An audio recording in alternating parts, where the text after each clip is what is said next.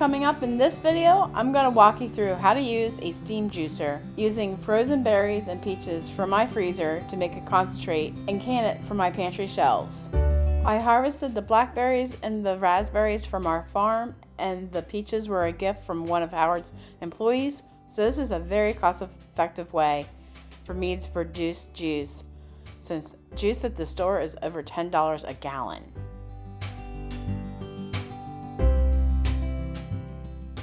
To get started, before the first use, wash the pieces by hand with hot water and a mild liquid detergent. Rinse clean and dry thoroughly. After each use, wash the pieces by hand in hot water and mild liquid detergent as soon as possible, using a sponge or a brush. Avoid the use of sharp items such as scouring powder or steel brushes. Soak the pans if necessary to remove stuck-on food. Dry thoroughly after washing to avoid water stains. For energy-saving tips, make sure the bottom of the pan is the same size or larger than the hot plate or burner. Turn down the temperature or switch off the heat before ending of the cook time to take advantage of residual heat stored in the hot plate or the bottom of the pan. Keep the lid on the pan while cooking to help trap the heat in. I also recommend not putting soapy water through that tube. You just don't want your food to taste like soap. So I recommend just straight plain water and maybe some white vinegar to help get it clean before use. So I went into my freezer and found a whole bunch of blackberries and a whole bunch of peaches that are terribly soft because they were almost about to spoil when I put them in the freezer, since that's how I was given them. So we're gonna put this in our steam juicer and see what kind of juice we'll get. And I got blackberries from 2018 in here, and I found raspberries from 2017. So some of this is freezer burnt, so we're gonna put these in a colander and let the ice just melt off really quickly. So we're going to fill our bottom pan completely up to that lip full of water and carry it over to the stove and put the rest of the pot together and turn the heat on to medium-high heat. And we want to fill the hopper as much as possible. We want to rinse off the ice crystals because we don't want to dilute the fruit juice concentrate.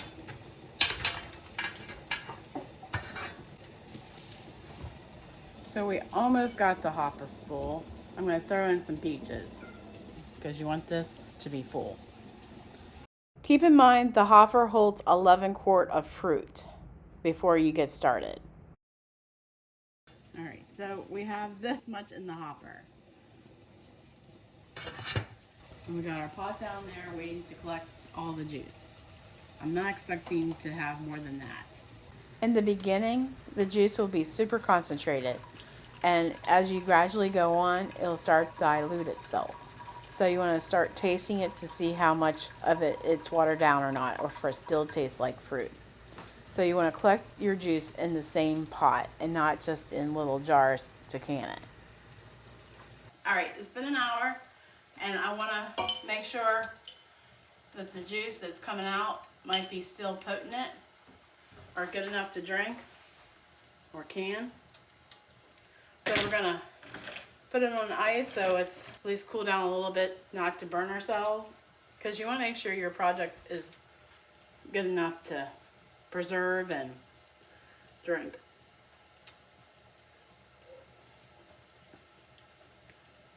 Yeah, we're gonna quit here because that just tastes like water. Like, at first it tasted like water, but then it had a bitter note. So we're going to turn off our steamer.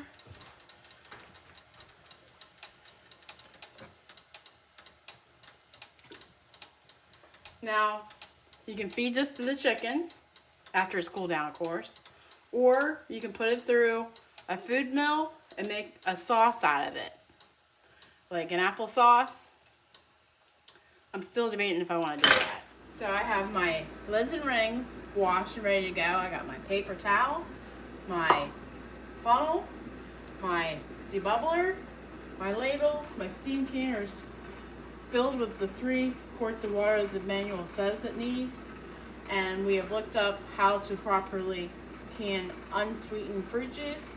And according to Oregon State University, you want to bring it to a boil, then put into hot jars, 1/4-inch headspace, put the lid and ring on, and we're gonna process for 15 minutes. We'll just wait for this to come to a boil. Then we'll get our jars out of the sink and fill them up. Then I remembered I needed my jar lifter. All right. So we're gonna turn off the burner because it said just bring to a boil. And I'm gonna slowly pour this in.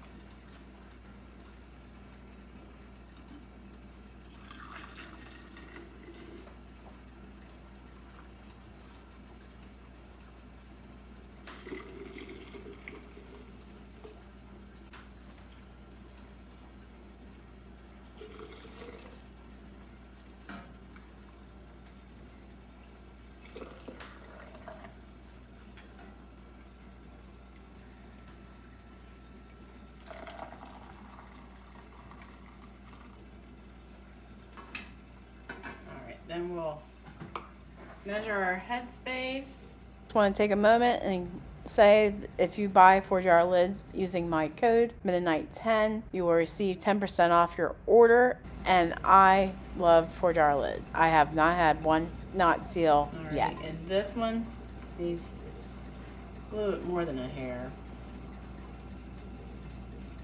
All right. Then I'm gonna debubble.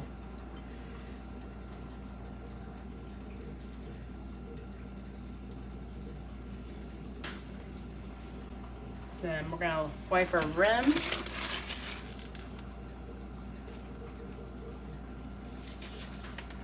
And add our lid and our ring.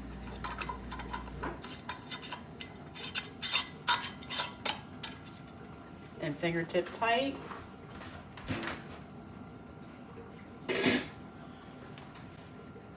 And add it to the canner.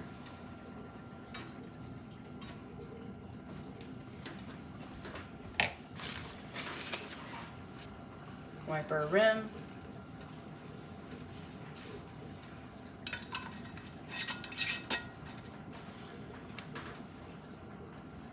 And add it to the canner.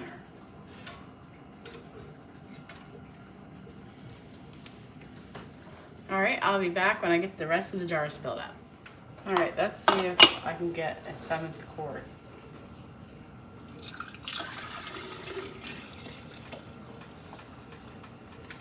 Gonna be close. Ooh. I don't think we have enough. Nope. I think that's just gonna go in the refrigerator for my husband to sample. You cannot just add water to create the actual headspace. In hindsight, yes, I could have used a 24-ounce jar and just reserved the rest. We're gonna put the lid on. And I'm in zone 1 since I'm below 1,000 feet. And we're gonna turn it up to medium-high heat and wait for it to get in that dark green box. And we'll be processing for 15 minutes. All right, we are definitely in the dark green zone. So we're gonna set our timer for 15 minutes.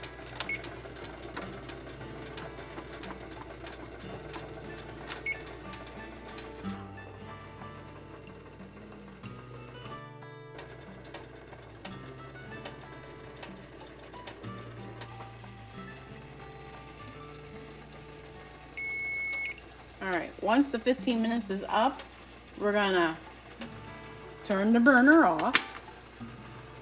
Then we're gonna set another timer for 5 minutes.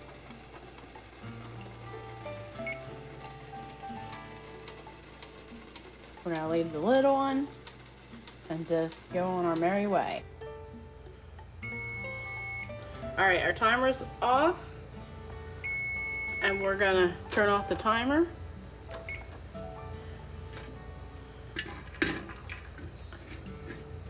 We're gonna take our lid off.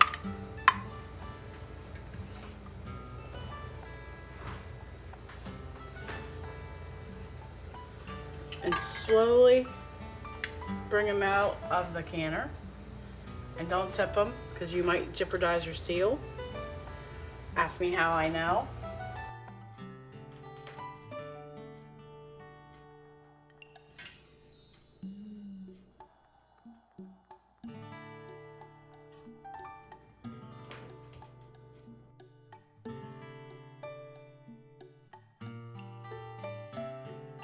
Remember, God gave you a great day. Now go do something great.